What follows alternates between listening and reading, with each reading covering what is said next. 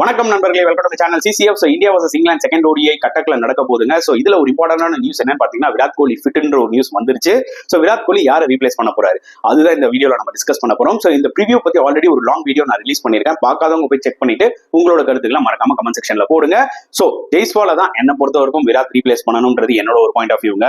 ஐயரை கிடையாது. பிகாஸ் ஐயர் வந்து ஒரு ஃபென்டாஸ்டிக் 59 of 36 பால்ஸ் அடிச்சு கொடுத்துட்டு போயிருக்காரு. ஒரு கிட்டத்தட்ட ஒரு கேமே சேஞ்ச் பண்ணிட்டு போயிருக்காரு. ஸோ நல்ல மொமெண்டம்ல இருக்காரு. That is one.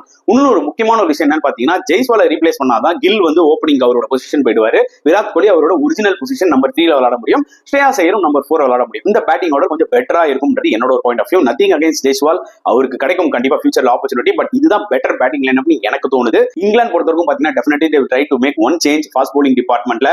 மேபி ஒரு பிரைடன் கார்ஸ் தொடர்ந்து 5 மேட்சா விளையாடிட்டு அவருக்கு ஒரு ரெஸ்ட் கொடுத்துட்டு ஒரு கஸ் அட்கின்சனோ இல்ல ஒரு மார்க் வுட்டோ எடுத்துட்டு வரலான்ற மாதிரி யோசிப்பாங்க. வெயிட் பண்ணி தான் பார்க்கணும் வெதர் இங்கிலாந்து இந்த மேட்சை வின் பண்ணி சீரிஸ் 1-0 பண்ணுவாங்களான்னு சொல்லிட்டு.